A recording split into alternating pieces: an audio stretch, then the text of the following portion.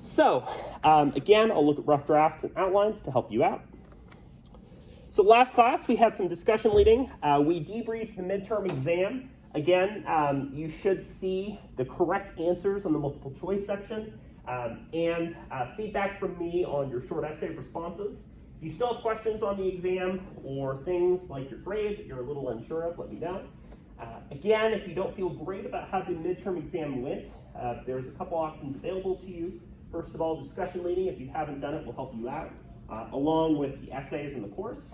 I also talked last class about an extra credit opportunity that's available to you, right? So the extra credit is asking you to find an outside article, and you can complete that by December 10th. And then we talked about the role of identity in mediated communication. So I want to use today's class as a way to review some of these ideas and to raise some points of discussion. So another thing to bear in mind is you might recall that the Monday right before the midterm exam, I made attendance optional as a way to help you prepare in case you want some time. So you might have noticed that the Friday right before you turn in your essay, so next Friday is listed as a day to debrief or talk about or answer questions on the midterm exam. I'm going to make attendance optional for that Friday. I know that folks might have athletics and other things going on that Friday. The other thing that will be helpful for that is if you want to come in on that Friday, I'll be available to answer questions to help out to workshop remaining things that you need to do on your essay. But if you choose not to come in, it's additional time for you to buckle down and finish so that you can get that essay in. So I wanted to do a similar thing to the midterm exam where that day, you're welcome to come to class, but I'm not going to formally take attendance. Instead, it'll be a workshop and a way to help you for anything else that you need in preparation. So I'll let you make the decision on whether to come on that day. So a few things that I want to highlight before I get to some discussion questions for you related to the role of our communication in media. So one idea the group brought up here is the idea of psychosocial development. So one major question that we have to think about as we're choosing media are the ways in which our identity is changing, adjusting, and developing over time. So the idea here is that as we develop in life, we are dealing with these central questions related to our identity, right? So when we're very young, our kind of major question is trust versus lack of trust, right? It's oftentimes as we're forming bonding relationships with other people, right? If you've ever adopted a pet, that early time when you and the pet are together is a chance to develop that bonding and trust between people. As you start to develop, right, as you become very young and are growing, becomes a question about your own autonomy versus shame, the way that you're developing as a person, potty training and all of those things are part of starting to become your own person. You develop like an initiative versus guilt. You start to hold responsibility for your own actions as you become a younger child, right? As kind of a preteen, there's this question of industry versus inferiority. So the degree to which you see yourself as you're joining things like schools as a part of or participating within those schools and getting to know your peers.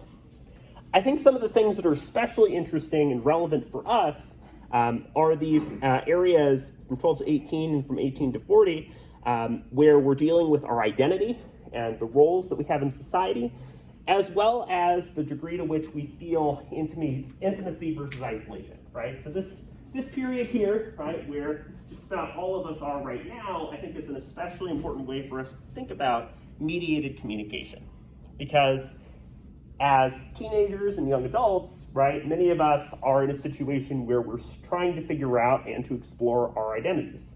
We're putting on different hats, we're trying different activities, right? A lot of times this is a period where people are starting to figure out and develop who they are. And media is a really unique way that people have been able to develop these kinds of meaningful relationships and identity exploration.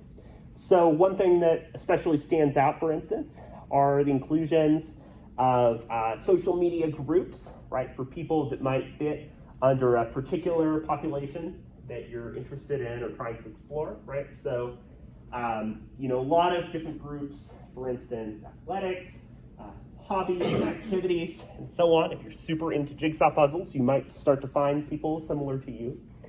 And then the sort of ongoing tension that we deal with as we kind of go from 18 to 40, right, is this question of our own autonomy and intimacy versus isolation that we experience, right?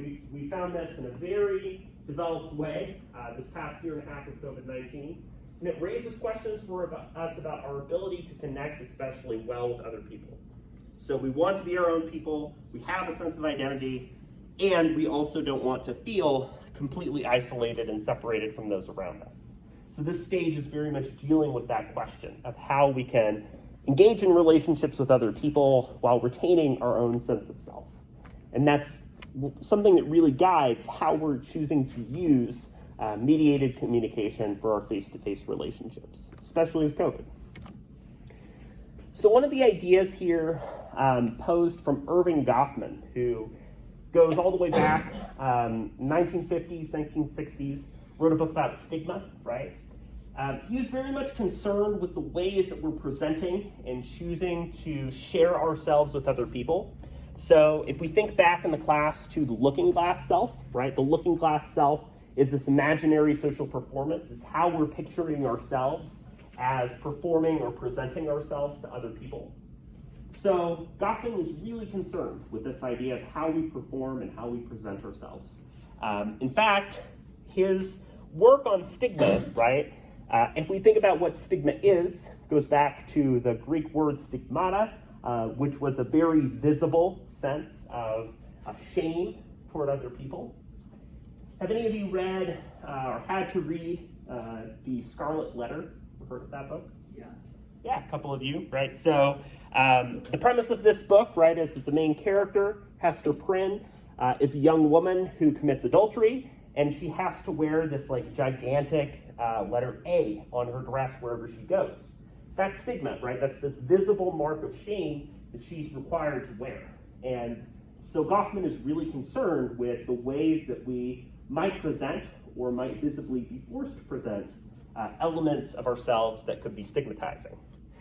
So in this way, we have this front stage self. Stigma is making visible some of the ways that we experience marginalization. There's a really interesting work by the late Dan Brower, which would be a really good example of something that you could use as an article for extra credit, where he looks at people who are HIV positive and choose to have a tattoo like on their wrist that says that they're HIV positive, right? He's especially interested in this in the context of sexual and romantic relationships and the way that that visible symbol sparks a conversation in dating, intimacy, and so on, right? I'm HIV positive. This is visibly marked. As a result, I am outing this part of myself that you might not know. So there's really interesting stuff here about the difference between a front stage and backstage self and how it impacts our communication. So of course, right, media allows us to have this front stage and backstage self. We've talked a little bit about some of the ways we might or might not distort our own image through the use of social media, right? At the very least, somebody's not getting a complete picture of who we are because we are making decisions about what we're choosing to share and post, even if we're trying to be honest about the version of ourselves that we're posting on social media. So this was mentioned a little bit in discussion leading, but this combination of different styles of presenting online I think are really important. You have this anonymous, right? So if you've ever been on a website like 4chan where everybody's anonymous, things get really weird, but anonymous identity online is a really big concern. So another idea here is a pseudonym. So there was a question about how to pronounce that last class. So pseudonym is, this example of like a pen name or a persona or identity that's not necessarily who you are, right? But how you're choosing to present yourself. So one example that actually comes to mind is folks who play video games sometimes will choose to play as a character that's a different gender than how they might identify themselves, right? They've created an avatar character that's different than who they are. There have been a lot of questions raised, in particular about race and how, if somebody's creating like an avatar character whose race and ethnicity is different than them, right, what that might mean. I think the general consensus, right, is that that can be just fine as long as it's not like saying, oh, well, you know, I created the black character in World of Warcraft and now I understand, right? That's obviously not a good way to go about that, but there's some unique ways that people create modified versions of themselves online. And then this question of real life identity, of course, is the version of yourself that you truly are. If we think back to uncertainty reduction theory and issues like catfishing, that's something that we're very much concerned about. Who is the real you? And there's oftentimes a question of authenticity. Are you your real self when you're online? So I briefly mentioned some of these different theories related to media and identity. Again, I think these are really good approaches for us to think about as we're preparing for your essays, your final assignment in the class, and so on, right? Again, UNG, uses and gratification, is this idea that we are actively choosing media that is meaningful to us. So as you're browsing, for instance, you've got different streaming services available, Netflix, Hulu, Disney Plus, and so on, right? You're choosing, what do I want to watch, based on what you're interested in. So my partner and I wanted to watch a silly rom-com last night, and we ran into the trap that everybody does, where we just spend the whole time browsing streaming options and we don't find anything, and we just go to bed. So that's something that we deal with at times too, is the challenge of having all these options available, but at times not feeling like we're making a good choice or know what to choose. So UNG gets at that. Again, social presence theory deals with the degree of engagement that you have with media. So key idea here is that if you're choosing something such as texting, right, there's generally low social presence. It's just text. It's oftentimes very asynchronous, right, where it takes a bit of time, versus having something where you're more actively engaging with somebody else. The more that you are an active presence with that other person, I think the more dynamic that communication can be. So something like virtual reality is something that gets a lot closer to that. I used the example last class of headphones, right? Noise-canceling headphones are a good example of media richness theory because the ability of media to really resonate with us and for us to connect with that media is especially important because media has that kind of potential. We use it as a way to get information in a filtered way that we might not otherwise. If we're watching something like a YouTube video where somebody is presenting and sharing about a topic, like maybe we want to learn about cryptocurrency, right?